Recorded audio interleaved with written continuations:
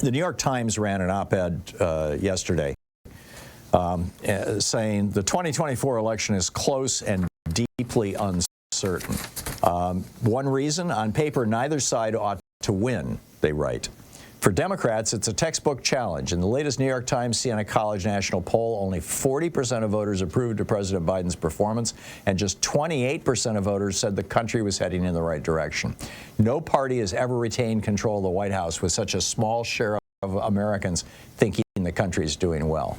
Now, just think about that for a minute. 40% of voters, only 40% of voters approve of Biden's performance, and 28% say the country is heading. Only 28% say the country is heading in the right direction. How is this possible? We have the strongest economy in the world. We have the strongest economy we've had since the 1960s. In the lifetime of the majority of Americans, it has never been this good. Why is it that so many people think it's terrible? The answer is very simple. Fox News. 43% of Americans get their news from Fox News. Fox News and the other lying right-wing machines have been going out of their way to lie to us now for 4 years about the state of our economy. Just plain old flat-out lying to us. And the media doesn't call it out. The media is not telling us what's going on. The media like New York Times, they'll happily report that only 28% of Americans think the country's going in the right direction, but they won't happily report that this is the strongest economy most of us have ever seen in our lifetimes.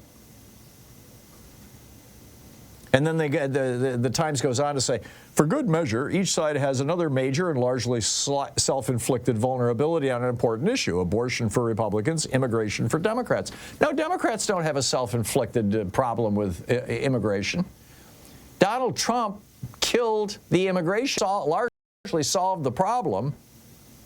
And by the way, border crossings right now are lower than they were at any time during Trump's presidency. But again, the media doesn't tell you that.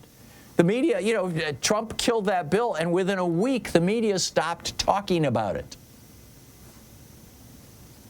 We have a mainstream media problem in America. And it doesn't look like it's getting any better. And I would argue that, some of that has to do with the fact that you've got, right-wing billionaires who now own CNN, who now own the New York Times, who now own the Washington Post, who now own the Los Angeles Times, who right-wingers, running most of your major networks. They would just, they don't care about fascism or not fascism. They just want the damn tax cuts. So, people say, why is the election so close?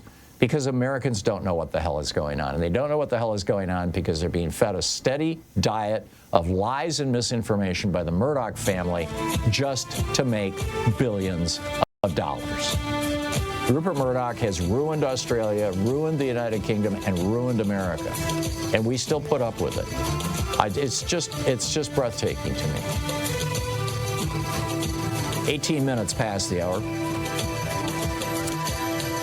The closing theme for Trump seems to be the war on women, and abortion causes hurricanes. Seriously? We'll be right back.